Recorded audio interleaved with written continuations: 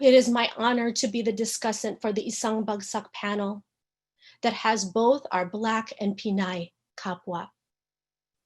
So as I start to introduce everybody, they should pop up on our screen. We have 4 panelists. Our first panelist is Tandi Sizwe-Shumarenga, an award-winning Los Angeles-based freelance journalist and writer. Tandi uses her writing as a form of activism. She is the author of No Doubt, The Murders of Oscar Grant and Reparations.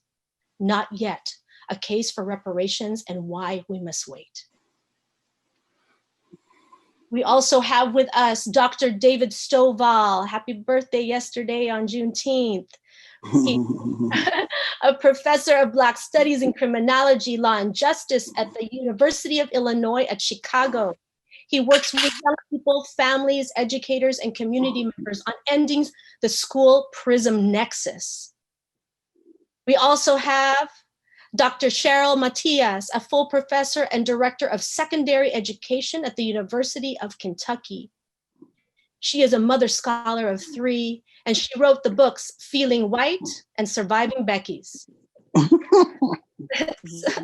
Also welcome, last but not least, Dr. Robin Rodriguez, a scholar, activist, organizer who has been committed to anti-racist work in her writing and on the streets for half her life. She is the mother of a biracial Black and Filipinx son who is currently fighting for Indigenous people's rights in the Philippines. So I welcome all of you to our Isang Bagsak panel. Hey, everybody out there. Thank you. Thank you so much. Thanks so much. Okay. So we're going to get this started. This is a dialogue. So guess what, folks? In the audience, you're not going to see a bunch of slides. We're going to have real talk here. We're going to actually just have some conversations. We will start out with having each of the panelists give about 5 minutes of their responses to the following question. And it's the question that guides this panel. How is Filipina XO freedom tied to Black liberation? So we're going to be tackling that question the entire rest of this hour. And then we are going to take some questions. Hopefully we'll have a little time for questions from the audience. And so I'll start off by inviting Tandi Shumarenga to share some thoughts about her answers. Thank you so much. Maraming salamat to all of you all. Thank you so much for having me. Thank you so much for convening this. This is wonderful. This is beautiful. And I'm so honored and humbled to be here with all of you. How is Filipina X freedom tied to Black liberation? You have to excuse me. I'm looking at my notes over here because I only have 5 minutes. So I don't want to speak too fast, but I do want to be conscious of the time. How is it tied to Black liberation? When Black people get free, we all get free. When Black people get free, we all get free. We see what is happening in this country. We see it every single day. Think about all the videos that you've seen. Think about when there has been no video. Think about the things you have seen in your own neighborhoods or the things that people have told you about, right? That's just police violence. Law enforcement and police are only one institution that seeks to murder us with impunity. Healthcare also seeks to murder us, murder our bodies. Education and media seek to murder our minds. Macroaggressions, microaggressions, they seek to murder our spirit. So the fight against white supremacy is something that you will also gain from.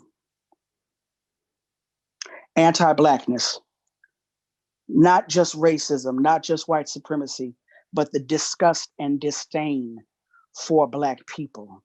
What Afro-pessimists talk about, which comes from slavery. Being a slave is the antithesis of being human, right? Our humanity is consistently denied. Anti-Blackness. So how is the freedom tied? When you free Black people, you free everyone. Why should you fight for Black liberation is the question. Why should Filipinos, Filipinas, Filipinxs fight for Black liberation? I have 3 reasons for you. One of the reasons that my sister Allyson talked about earlier, empathy. There's another word that's called altruism, the belief or practice of disinterested and selfless concern for the well-being of others. Now, empathy means you feel for others, right? But what about altruism, where it's just the right thing to do? I don't necessarily have an interest. I know that this is morally what needs to be done. When we talk about morality, we're talking about those questions of right and wrong that a society has decided for itself. This is right, this is wrong, this is good, this is evil, right? It's a theoretical framework, altruism. But if that doesn't work for you, if altruism does not work for you, then perhaps we need to talk about anti-imperialism. The opposite of disinterest would be self-interest. You physically, literally get free by fighting against imperialism. What am I talking about?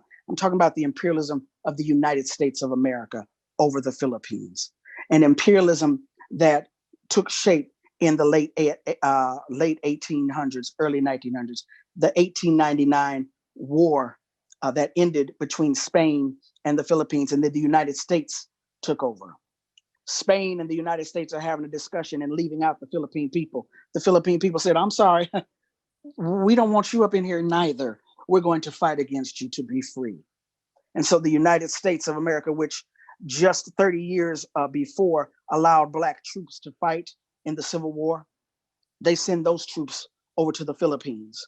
And the people, the brothers, primarily Black men, see the horrors and they see the terrors being inflicted upon the Filipino people. And they see the Filipino people, the revolutionaries, say to them, they're lynching you in Georgia. Why are you over here fighting me? I am not your enemy. And so many of those same Black men defected. The most famous, of course, we know is David Fagan, who was a corporal who rose to be a captain in the Philippine Army. That Black man, that soldier for United States imperialism, cast his lot consciously with the Filipino people. So did many other soldiers. And because of that, a bounty was placed upon his head. They wanted him dead. Not necessarily because he was teaching them how to fight. Filipino people know how to fight. You don't need Black people for that. But it was the audacity. How dare you? And it was the model, what that could show to other people. They don't want people to see that, us fighting against the United States in solidarity with others, right? So in addition to that actual physical solidarity, you also had Black people over here talking about the United States does not need to engage in this war of imperialism with the Philippines. People like Ida B. Wells saying, until the US government protects Black people, you don't need to be going no place else, getting in nobody else's business, right? You hear W.E.B. Du Bois criticizing white soldiers for running through Filipino women, impregnating them and leaving the babies, leaving the women and the children to grow up in squalor. You hear Bishop Henry McNeil Turner of the African Methodist Episcopal Church speaking with disdain over Black soldiers, some of whom he personally knew. How could you go over there and fight for this filthy rag, the red, white, and blue? How could you do something like that, right? So if empathy, if altruism, if anti-imperialism, which imperialism is the subjugation and the colonization and the actual taking of lands and their resources, and understanding that people are a resource also. People are a resource also. The colonizing of not only land, but of bodies, not only the natural resources on the land, but those actual bodies as workers who are exploited.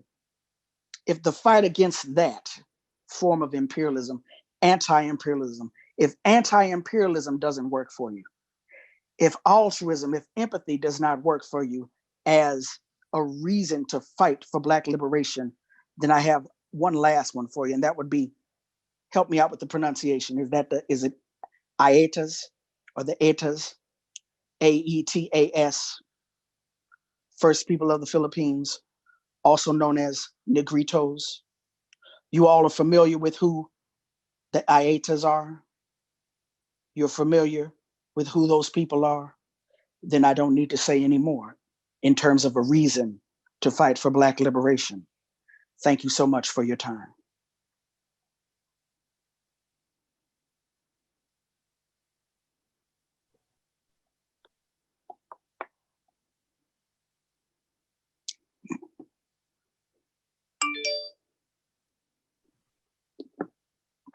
Thank you so much, Andy. Thank you for